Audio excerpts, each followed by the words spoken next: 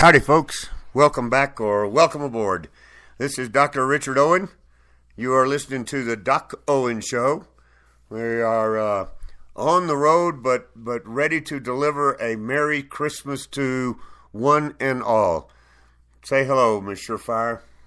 Howdy, folks. We got, the title of the show is Merry Christmas, and yes, you heard me right. I have been fighting to continue. I never gave up saying Merry Christmas, as I know a lot of you guys didn't either, even through all the political correctness that continues today. The first fight I remember having was back in the 50s and 60s when this term called Xmas came out. And I never did, and still to this day do not understand what that was all about. But I resented it at the time and still do, so. Yeah, to me, that Xmas sounds like they're just crossing out Christ. It's exactly what they're doing. Mm-hmm. So why say anything at all? That's right. As you know, we are all over the social media as Doc Owen Show, DocOwenshow. We have a blog, docowenshow.com, and we would love for you to go out there and sign up for our email list and become a Doc Owen Show insider. We do not inundate you with emails. As a matter of fact, most of the time I forget to send them out and remind you about the show. But on the rare occasion that we do things according to the original process, you would be on the email list. The best way to follow us, I think, is on Twitter as Doc Owen Show. Follow at Doc Owen Show, and you will get a tweet when we go live. And you can listen to it on your iPhone or your Android device because we have a free app that you can go out and download and not only listen to our live versions, but as well you can have access to the entire library of now we're in our 4th year. So there's quite a bit of information out there we've been able to gather and disseminate, and those apps are the best way to do it. Also want to mention a sister show that we do called Saint Cities, SaintCities by Doc Owen Show. That's something that is focused on sanctuary cities and illegal immigration. We've been a little remiss over the last few weeks due to illness and time constraints and holidays, etc. But I can assure you that will pick up in earnest after the first of the year, and we'll be putting 2 shows a week out there as we were before. So we always start the Doc Owen Show in a very traditional manner. Ms. Surefire gives us a moment of inspiration. I follow it up with a bit of a leadership quote. And then tonight, we have a very special Uncle Bocce. So, Ms. Surefire, take it away. And tonight's quote comes from PocketFuel.com. That's PKTFuel.com. And tonight's quote comes from the book of Luke, chapter 2, verse 10. I bring you good news that will bring great joy to all people. Joy can't be proclaimed into being. It can only be lived into. Jesus didn't come proclaiming a message. He lived it from the ground up. God doesn't wave away our pain with platitudes and feel-good feelings. He just lets us endure it. An example of this, such as Christmas, is a reminder that in the midst of our suffering, whatever is going on in our lives, God is present, not as an observer, but as a participant. Nice. Thank you. Nice. Well done. Our quote tonight is from my friends over at Crown to Grace International, and it's a fellow by the name of Marshall Goldsmith. Mr. Goldsmith said, quote, "People who believe they can succeed see opportunities where others see threats."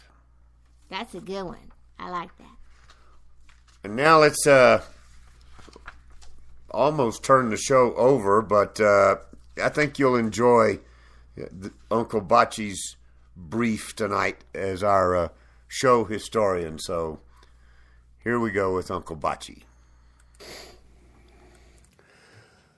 Tonight we're going to have a very special rendition of Uncle Bocce's Brief. As you know, Uncle Bocce is maybe you don't. Uncle Bocce is the Doc Owen Show historian. He's the guy that's responsible for digging things out of the past and bringing them forward as relevant to today's environment, right? Exactly. And he does a very, very good job of it. And we did not assign him that task based on age alone. It was a factor, but not. Mostly it was just his interest. That's what he likes to do. So it fit in. So tonight, being December the 23rd, I believe, the 22nd. Yeah, the 22nd. We thought we would do, Uncle Bocce thought he would do a history of the Christmas tree, right? Yes, sir. Is that fair? I thought it would be nice during this season. Okay. I hope I have some enlightening things here that maybe people don't know. I didn't know it. Well, my research. if you didn't know it, then the audience doesn't know it. There you go. Go for it, Boudreaux. Okay. Bocce. All righty.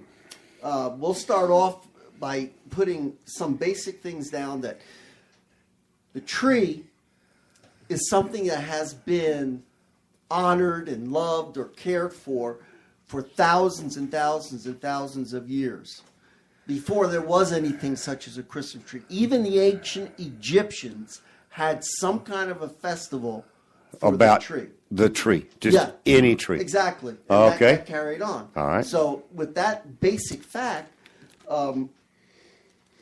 we understand that both pagans and Christians use the tree to celebrate some kind of winter solstice, as they might say, the 21st winter solstice. Yeah, I've never really understood what does that mean? That- Winter solstice. I've never really understood That it. day, which is December 21st, Yesterday. Go ahead. is yes.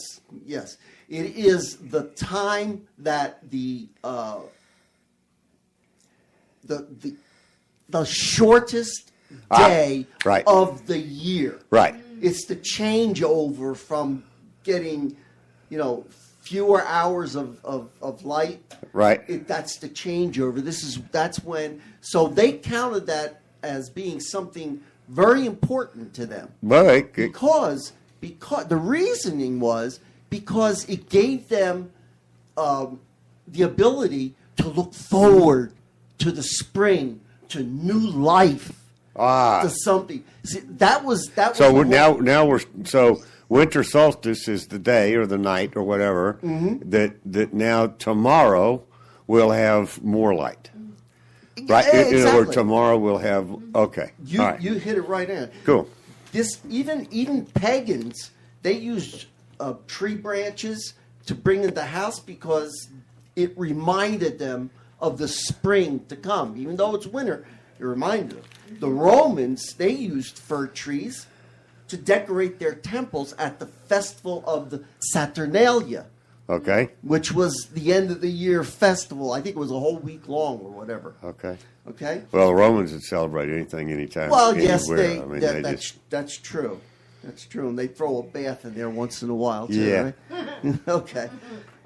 Now, the Christians used it as a sign of everlasting life. So get the connection there. All of these cultures saw something in a tree during the winter months that reminded them of something new. Spring, Okay. new life. Okay. Okay? All right. Now, nobody is really sure where when the fir tree first became the Christmas tree.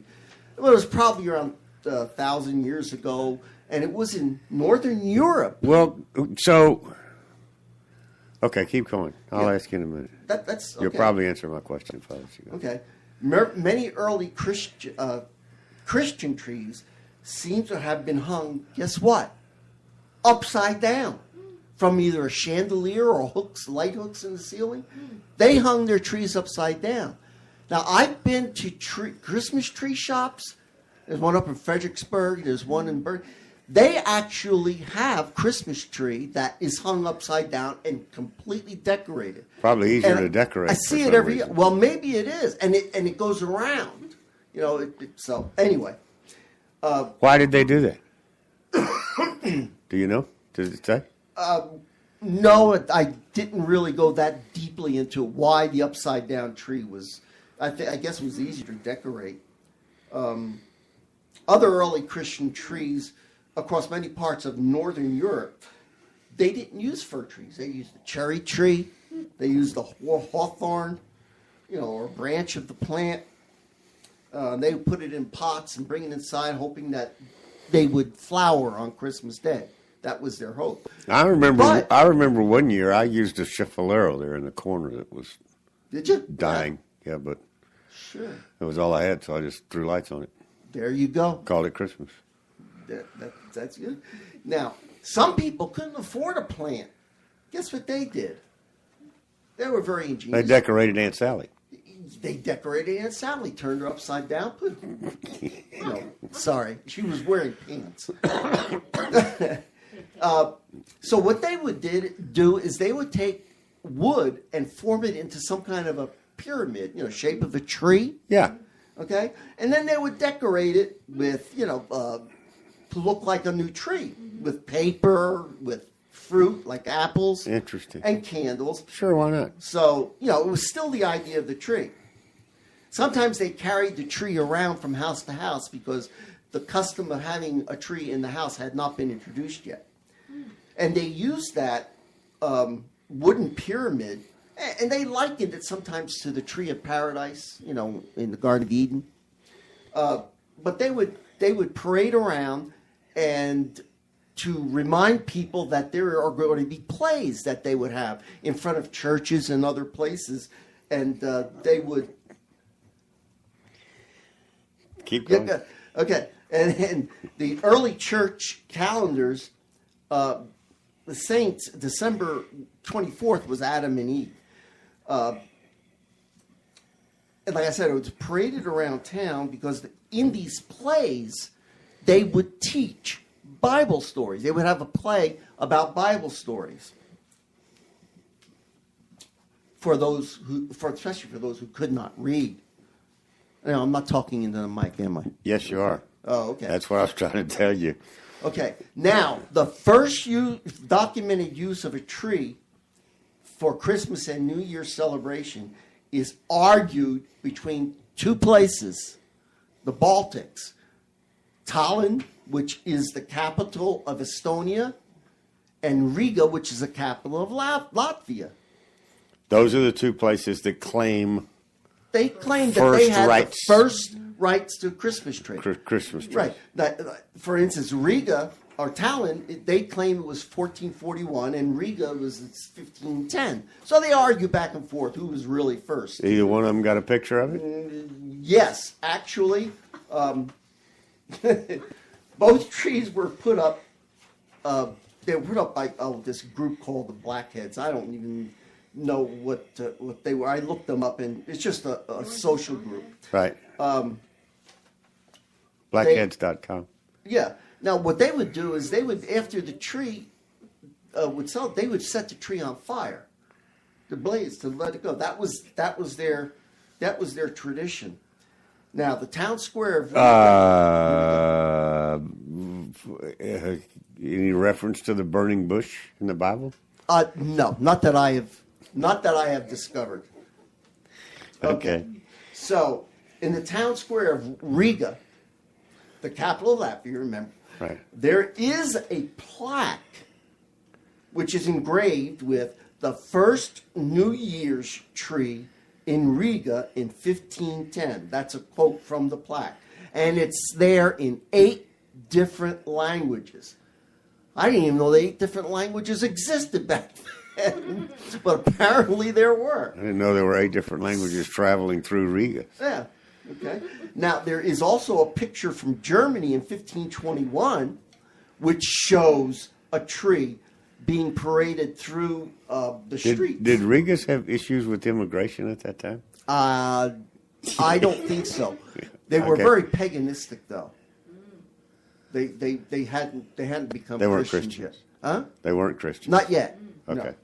No. Okay, and so that picture in Germany from 1521, it showed the tree being paraded, and behind the tree was a man on a horse. And the man on the horse was dressed like a bishop. Now remember, bishops are red, okay? So possibility there connects that to St. Nicholas. So that's probably where that tradition came in. Okay. Now, Germany, now as far as the Christmas tree here in the States, the first person to bring a Christmas tree into a house in the way which we know it today may have been in the 16th century. And it was in Germany, but it was by a man named Martin Luther. Really? Yes. So he brought it in. So it wasn't Cratchit. No, it wasn't Okay. Cratchit. And here's a story that is told about that. One night before Christmas, he was walking through the forest and looked up to see the stars shining through the trees. And he had some kind of an epiphany, so to speak. It was so beautiful that he went home and told his children that it reminded him of Jesus, Okay. who left the stars in heaven to come to earth for Christmas. So there's another connection brought into Christianity. Now, some people say this is the same tree as the Riga tree. Well, it isn't. The Riga tree originally took place a few decades earlier. Okay. Now, the custom of having Christmas trees could well have traveled to the Germanic areas from the Baltics. They're very close. Right. And there's another story, which I probably won't go into here, but of St. Boniface. He also had something to do, but that was, he traveled to Germany to convert the pagans in Germany. And while he was there, he found these people worshiping an oak tree. But since they were pagans, what they were doing is they were going to have a sacrifice of a young boy. So he, of course, got really upset with that, and he changed all that. And he stopped the sacrifice, and he chopped down the tree. Okay. And guess what happened? From the roots of that oak tree, a fir tree grew. No way. Well, it's just a story. Oh, okay. But, so he took that as a sign of Christian faith, and he moved on. There are many other legends about the Christmas tree, which I don't really have time to go through all of them. So what are you saying? That our current day use of the Christmas tree? I mean, Yes, it was actually started in America by, guess who? Germans. because I've never really seen the Christian significance of the tree. Yeah. You know what I'm saying? Yeah, yeah. I mean, what's it there for? Is it there to hold the I mean, Well, it depends on your perspective. Okay. Now, if you're a spiritual person, you're going to see like St. Boniface did, and Martin Luther, the beauty of the tree reminding them of Christ. The lights on the tree were the light of Christ. So thus the multi varied traditions of decorating the tree. In other words, there is no Right. single way to decorate a Christmas tree. That is completely correct. And I think too that sometimes, like the Christmas tree, they put a nativity scene underneath the tree Yes. when they decorate it, and it kind of represents like the star or a decoration on top that's lighted Yeah. is like the star in the east, which was Christ who was born. Yes. Okay. Okay. I thought the nativity scene went on the mantle. Shows you what I Well, know. everybody puts it someplace different. Some people put trains under the tree too. So. I don't know about. I don't know about the connection between Christ and the train, but there isn't. I wouldn't need to. But I could see the nativity scene, and the star on the top is the east with Right. baby Jesus. I could see that. Mm-hmm. So that's the origin. Maybe my nativity scene as a child went up on the mantle to keep either me or the dog from getting to it. Okay, that makes There sense. you go. Yeah, I just figured that out. Yeah. Yeah, probably it was either Lassie or me one. Yeah. So from there, from the German colonies in the U.S. who started the idea of the Christmas tree, they brought it inside. First, they used to use candles, but that was a fire hazard. It caused a lot of fires. Yeah. So That's why Ben Franklin invented light bulbs. Ben Franklin, Who invented light bulbs? Thomas Edison. Well, they were neighbors. Oh, okay. Franklin worked on it with him. Okay. So after the electrification, they brought lights to put on the trees. Of course. That's how that got. I want to end this with a personal story. When I was a kid, I was the oldest brother of three. And I was the one who really took Christmas decorations seriously. I mean, seriously. I did all the work. Put the lights outside. I won a second prize in the neighborhood one time because of and the Christmas tree, don't touch it. That's mine. I don't know where my brothers were. But here's the story. One day I was doing the Christmas tree. Okay, and tinsel was, the last thing you put on, and it was the most important. It had to be put on, for me, had to be put on one strand at a time. One strand on every single branch. This explains so much. Oh, does it? Yes, go ahead. But here's what happened. My mother came into the living room and saw me doing this. She decided she was going to help. You know what she did? And back then it was the metal. She just threw it on the tree. She took it. She started throwing it up. I said, "Ma, no, don't do that." How old were you? This was before I was a teenager. I was 6, 7, 8 years old, whatever. And I just did it all. Nobody else. She was just trying to get it done. That's my mother. My mother, get it done. That's it, period. And in my house, when I was growing up, I was just allowed to observe. I could not touch the tree. Wow. Don't look at it until we're through with it. And then you could sit there on your daddy's lap and listen to the Christmas music and watch the tree lights go. That was really nice. Yeah. And, It was really okay, cool. there were 4 of us growing up, and so none of us were very tall. But we got to do a section. There were 4 sections around the tree, and each one of us had a quarter of the tree to do with what we wanted to do with, as far up as we could reach. Isn't that funny? And then Mom and Dad did the top part that was, kind of dressed up like you're talking about your mom and dad did. Yeah. So what we're learning is that the Christmas tree tradition is very, very different in different households, and yada yada. But it's a focal point of celebration. It's ornaments that you've gotten from friends. Now people collect ornaments, etc. So it's just a focal point for the season. Yeah. And the season started out being the solstice, which is what you're saying, was a celebration. And then apparently it got taken over or co-opted by the Christians, who then Exactly, and decorated it. That's why they took December 25th as Christ's birthday, which is probably not his, but it's because there was a festival already in place in Rome. Okay. Called the Saturnalia, and they just continued in that tradition. Okay. Only they made it Christian. Now, also the Christmas tree, to bring this back to the concept of life. Think about a Christmas tree. It tells a story.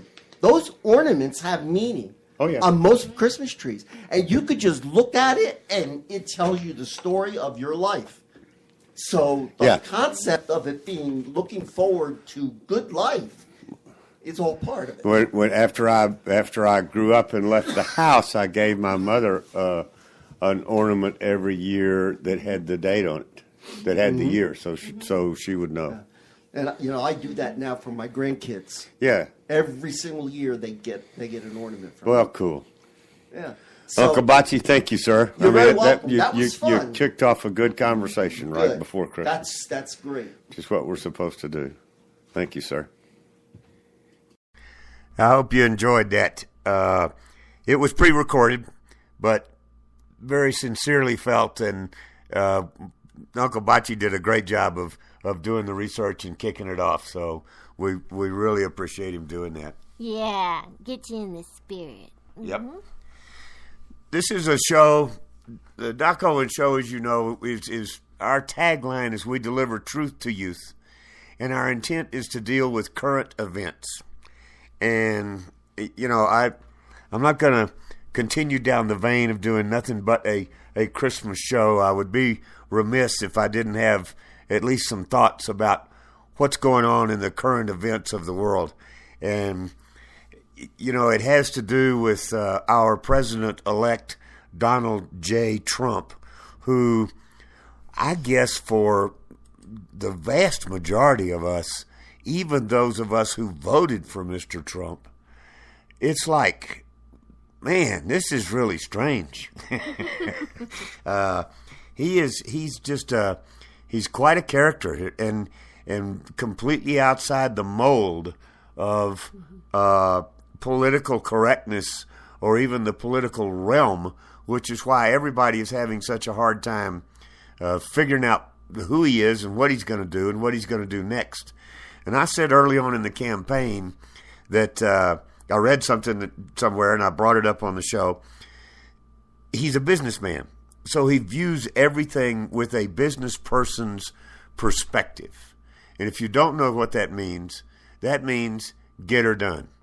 That means do things from a who's going to benefit or create an environment where the majority of the people benefit. Mm-hmm. That's what successful businesses do.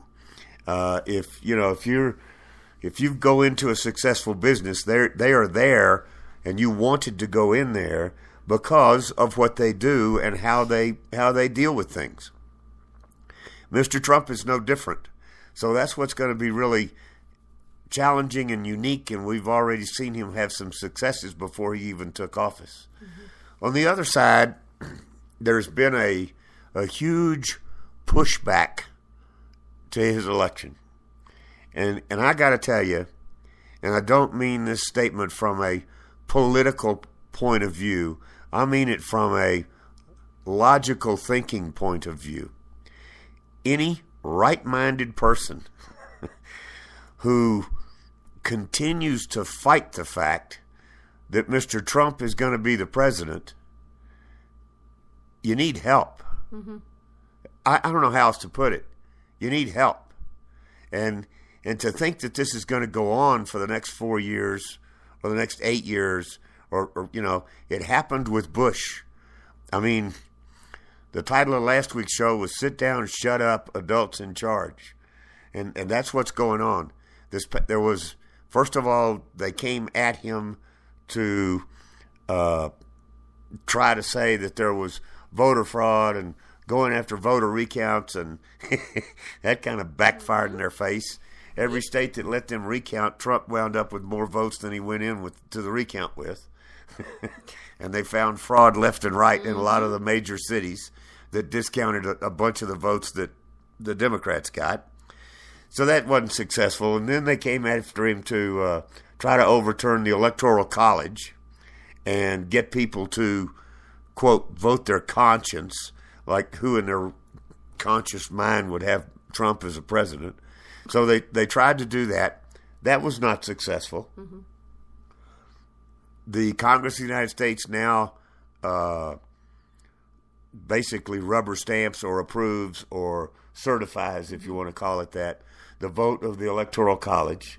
That, I believe, is around January the 6th, 2 weeks before inauguration on January the 20th. So there's not much they can do there, so you're not hearing a bunch of hubbub about it. But there is a major undercurrent going on about Mr. Trump's life expectancy and all of the hoopla and hoorah that's going to go on either right before the inauguration or during the inauguration.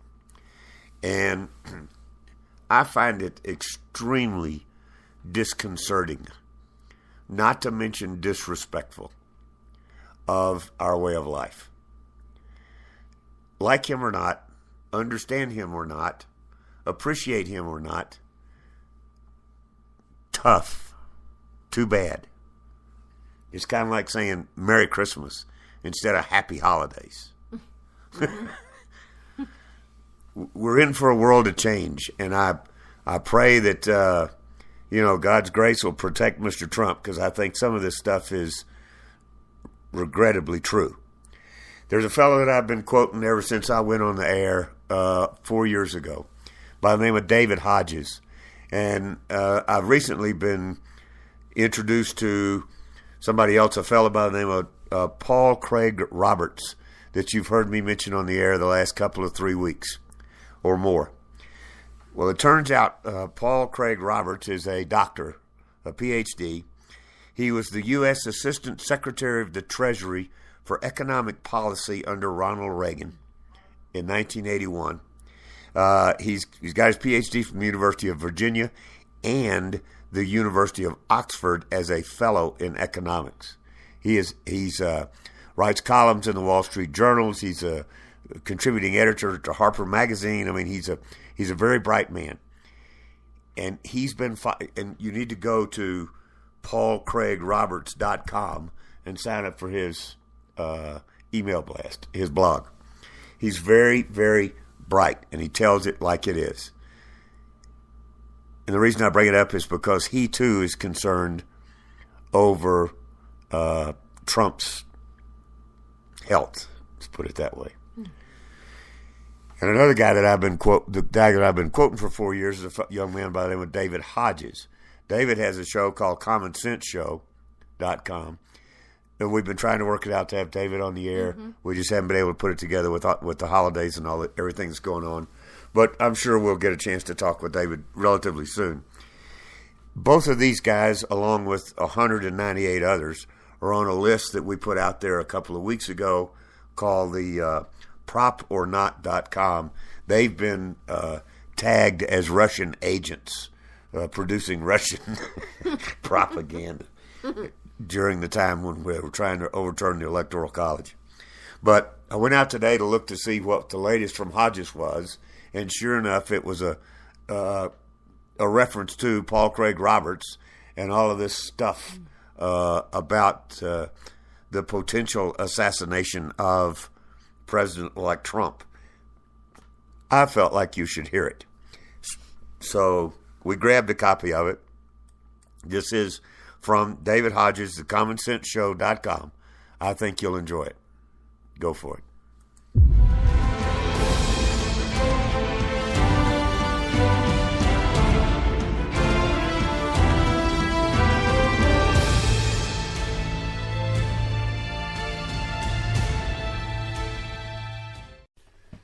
Hi, this is Dave Hodges of The Common Sense Show, and you're listening to the Red List News, where we are freeing America, one enslaved mind at a time. I read a lot of stuff that Paul Craig Roberts writes, and he seems to be the calm voice in the wilderness that is almost always correct. His experience in government, his experience in journalism and the form that he approaches it at, has left him with a very unique perspective. And in this instance, Dr. Roberts and my interests have coincided. Our analysis has coincided. Dr. Roberts recently wrote an article in which he said the coup against Trump has failed. And he expresses concern that Trump is now prime bait for assassination. And I read with great interest his analysis. And I wholeheartedly agree. I've been writing the same things since Election Day. In fact, actually, I predicted if Trump were to win, these things would happen. And specifically, what Dr. Roberts and I are both talking about is Trump survived the recount effort. And given how much chicanery there was and voter fraud, it's amazing that the recount effort went away as easily as it did. Then Trump survived the George Soros attempt to bribe enough electors to deprive Donald Trump of 270 electoral votes and throwing the election into a huge constitutional crisis. Well, that's now failed.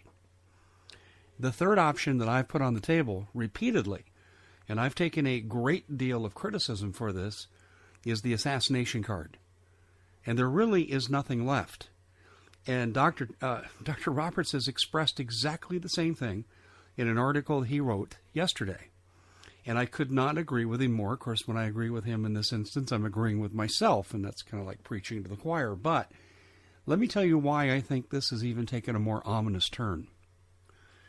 I have been exploring for a number of years, and I'm going back 3 years, the presence of foreign troops in northern Colorado. One of them, the Gurkhas, and they are designed to be an anti-guerrilla force. And if we ever went into civil war and the Obaministas were in charge and our military, at least part of them, had to go rogue, they'd probably have to fight a guerrilla warfare. Well, there's been guerrilla warfare anti-military strategist training in northern Colorado for at least 3 years. Eyewitnesses, people connected to Paul Martin. We have pictures. We've published them. It's covered widely on thecommonsenseshow.com as well as other sites. Also, we know that Russian Spetsnaz are in the same area, as well as having trained with our soldiers against all common sense and reason at Fort Carson in Colorado Springs. And I've published several pictures of our troops together. And this came about as a result of a 2011 FEMA bilateral agreement that I have also published on thecommonsenseshow.com that was signed between the Russian Foreign Ministry and FEMA on behalf of President Barack Obama. This is sheer insanity because the Russians on how many occasions have threatened to nuke us over Syria? They're our enemy, yet we invite them into our backyard. It's because Obama's a traitor. It's the only explanation that makes absolutely any sense. But how does this play into the assassination card for Donald Trump? Well, I have to even go beyond what's going on in northern Colorado, and we have to go north to Wyoming. And now for the past 7 months, I've been inundated with information from people like Joe Wheatland and others, the Rollins area, the Laramie area of Wyoming. I've received pictures of private security contractors merging with foreign troops, training in the open. And I have published those pictures on more than one occasion. I've published the eyewitness accounts. I have named names. I don't know how to make it any more clear. And today I've been receiving information out of Utah involving the presence of Russian Spetsnaz. And if you don't know what that is, that's a highly specialized commando. They are often reputed to be the best and the most talented in the world at what they do. Why are we seeing all of this still going on with Donald Trump ascending to the presidency?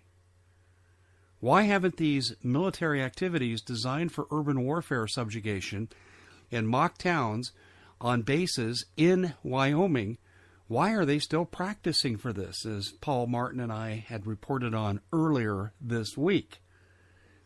It doesn't make any sense now, does it? Because there's a new sheriff in town, a new commander-in-chief, and you would think that all of these kinds of radical operations would be put on hold. And then we go south into Texas, and something that I have beat my head against the wall trying to bring to the attention of the people, complete with BizOps, first-hand accounts, email accounts about Y4.15, and I've published some official documents on thecommonsenseshow.com. And what this drill is about, or has been about, is fighting a guerrilla war against rogue American military units who have defected, and there is a state of civil war going on. Why is this still being practiced with Trump coming into power? You know, the people are getting their president. I don't understand it. The military is not going to defect and fight on the side of Hillary Clinton now, are they? What did Hillary Clinton get? 10% of the military vote? And most of those are from the gangsters that enter the military to try to obtain citizenship. Oh yeah, I'm talking about the Sinaloas and the other cartel members. That's a well-established fact. So what are we looking at here? Why is there such a discrepancy between Trump coming in and the continuation of the practice to subjugate the American people? Well, I go back to what Paul Craig Roberts is saying and what I have been saying now for over 2 months. Trump's life is in grave danger. And if Trump goes away, how do you think the rest of us are going to respond if Barack Hussein Obama never leaves office, or if Paul the Rat Ryan, let's put it this way. If you don't swear in the president, Mike Pence doesn't become president in the event of a demise of Donald Trump, who would take over? Well, what have I been writing since January of 2016? Paul Ryan would take over, Speaker of the House. And by the way, did you know he filed paperwork to run for president in 2016? Something that made absolutely no sense. He's the plan B for the globalists. You start connecting these dots, and someone thinks that Donald Trump is not going to be president on January the 20th, and these drills designed to subjugate the American people, fight against rogue American military units in a dire situation involving guerrilla warfare, all of a sudden that makes a lot more sense now, doesn't it? The only thing that really we can do as a public is to pray. Pray for Donald Trump's safety. This is really out of our hands at this point. We're coming up on Christmas. We've got less than a month to go before the inauguration. But my gut tells me there's something very, very serious in the wind. Excuse me. And a lot of us in the independent media, and I made the rounds today and I talked to a number of people, we all have this feeling of foreboding where we should have a feeling of anticipation and joy because of the great reforms that Trump is promising to keep. And by the way, he's already started. And don't give me, I don't like this guy he appointed or that guy he appointed. He's building a coalition. He's not building an army. He's building a coalition. He has to reach out to all kinds of people. But what has Trump done that I really appreciate? He's taken on the corporations head on. He's told them, you're going to stay here. Now, I'm going to give you some incentive to stay here, but you're going to serve America or you're not going to benefit from Americans. And we're talking, of course, about the dismantling of the free trade agreements. We're talking about the fact that he's going to rework the corporate tax structure in this country so it's not the highest in the world.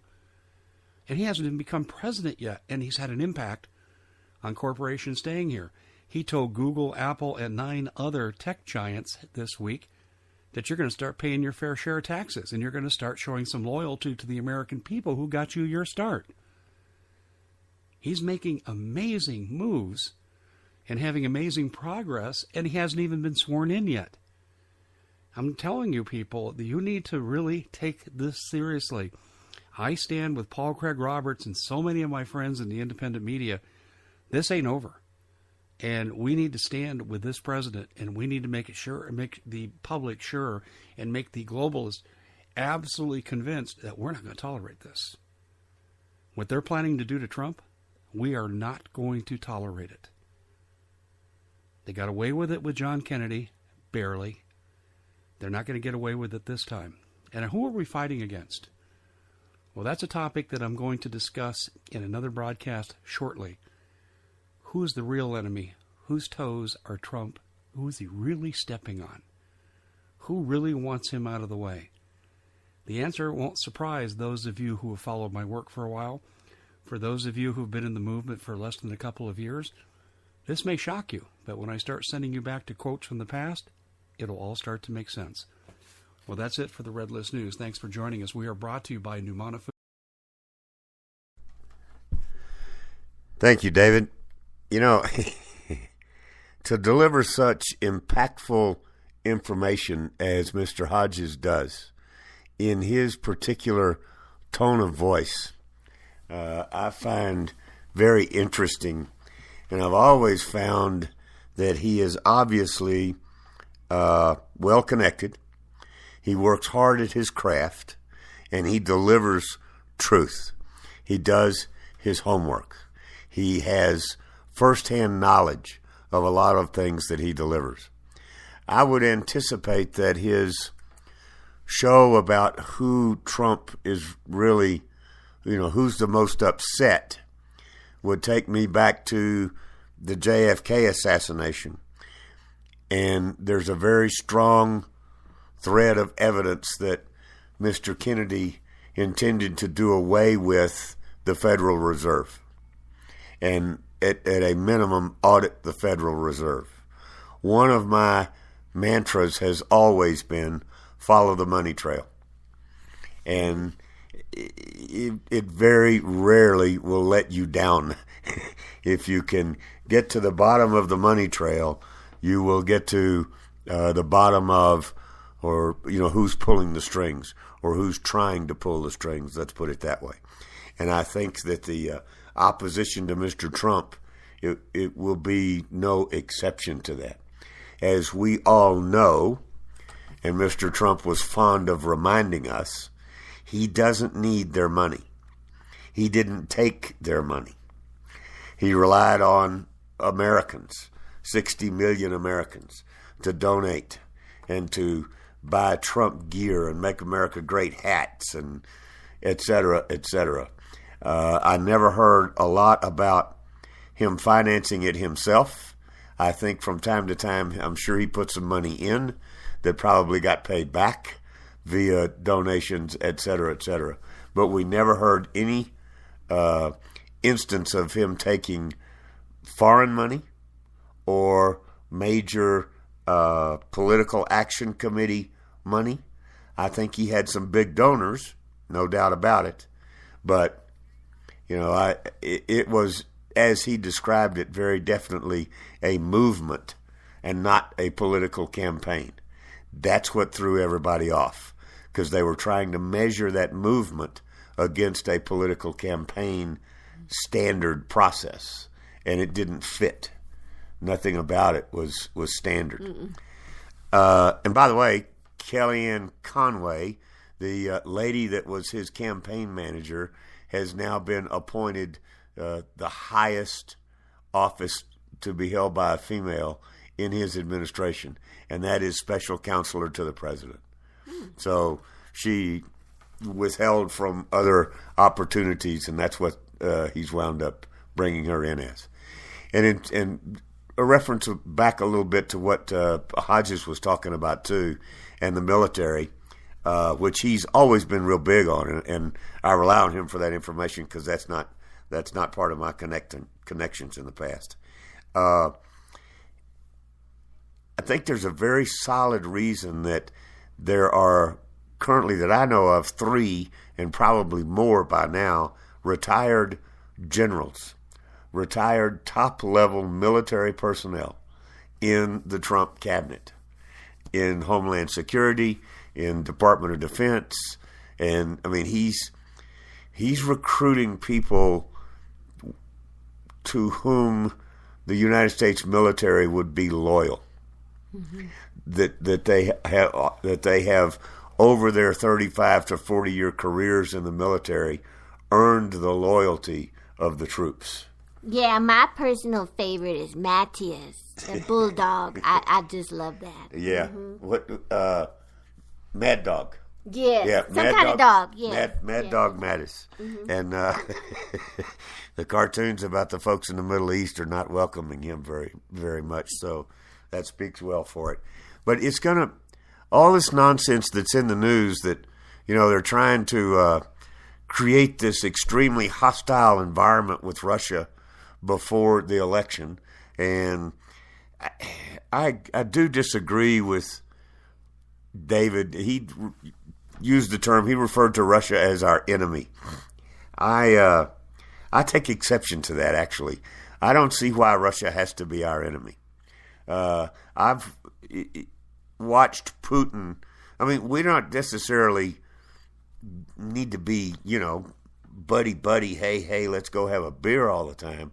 But we need to treat them as our equal and show them the respect that Putin, by golly, earned over the last 8 years of standing up for his people in Russia and against immigration and against the terrorists. And I mean, he's actually been a very strong global leader Yeah. And I think we would be remiss if we didn't try to work with that. And I think Mr. Trump is going to try to work with that. I think I remember, too, Reagan had a very good understanding with Russia. Sure. Yeah. I mean, it didn't Yeah. it didn't include, a bunch of kumbaya moments, but good and But as a businessman, you good, solid, hard fought, clean competition is good for both of you. That's the reason that even when you have college rivalries, that's why Texas A&M and the University of Texas, that's why their rivalry was so important, was because they pushed each other to do better. It's like the Army-Navy game. I mean, they're both the United States military, and they serve together arm in arm in combat. But when it's time, but you talk about a rivalry. I mean, it is strong, but it serves to make both more competitive instead of the other way around. Yeah. And I think that we can do the same with Russia if this country has the proper leadership. If we're as strong in our leadership, and if we are as American as they are Russian, then it's all good. It's all good. So, because there are a lot of really bad, evil, crappy things going on out there with no allegiance to any country on earth, I don't get that at all. But it's a fact of life. So those of us who are